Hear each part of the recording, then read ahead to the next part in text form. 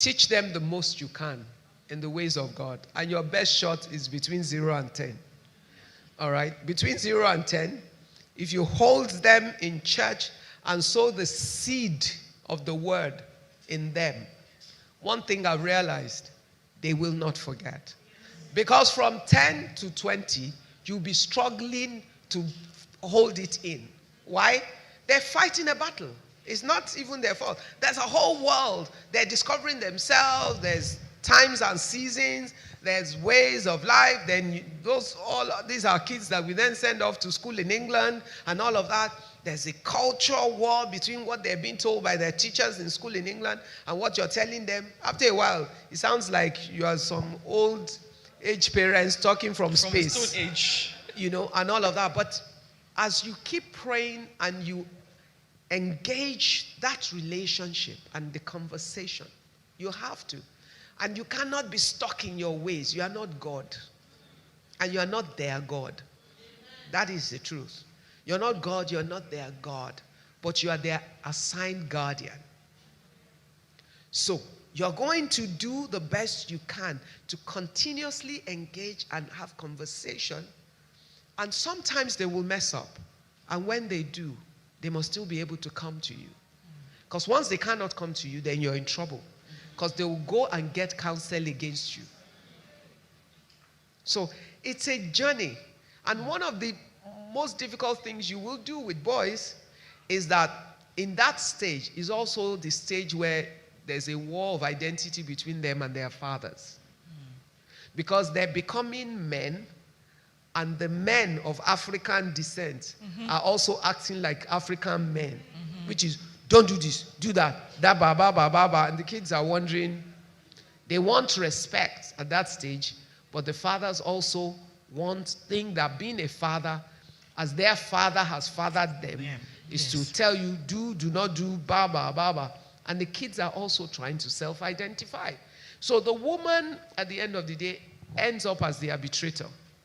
You're in the middle between the husband and the sons. And you better ask God for help. It's true. So that you can manage the balancing act to get all of them together to destination. Because you do need your boys to have a good relationship with their father. But it's usually a battle between teenage to being 21. They become closer later. But if they miss it also, it can be destroyed for life. So you need to really be intentional and deliberate. As much as you can, find prayer time. As much as you can, find family time. Go to dinner together. Doesn't have to be expensive. Go out, just find ways. Plan some family holidays. Create some family traditions that help you. And boys need encouragement more than you realize. More than even girls. Because at that stage, they're very unsure of themselves. Girls are unsure, but girls are more confident till 16. It's why girls do better than boys at school. In secondary school. There's a stage that girls are smarter. It's because their focus is different from the boys. There's a stage where the boys become more focused. Then the girls become more self-aware. So they then get distracted. So you have to really try and understand. And all of that science is correct. It's just how you manage it. So that's why I said you need God. Because in every season of it, the right tongue, the right word, the right support, the right level of chastisement when you need to. But yet, you know how Yoruba people say you use one hand to chastise a child, you use the other hand to draw the child in. There's a balance to it because there's a place where you overdo and you destroy the child. So I'd like to say I have a formula for you, but I don't. But God is my formula for everything. I do my bit the best I can. I can tell you. I mean, I had kids. Well, my last born is still in university in England, but my kids, I've been in school in England for the past 15, 16 years. And I know that for 15 years of being from prep school till university, because there was always one in prep school, secondary school, even as the ones in university were getting out, I never missed a parents' meeting or exit, which meant I was on the plane every 3 weeks. Yes. I knew that I owed it to my children to show up. No matter what my life is, I chose it.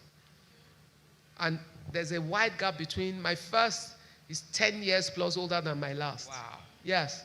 My second is 7 years and 4 months older than the youngest.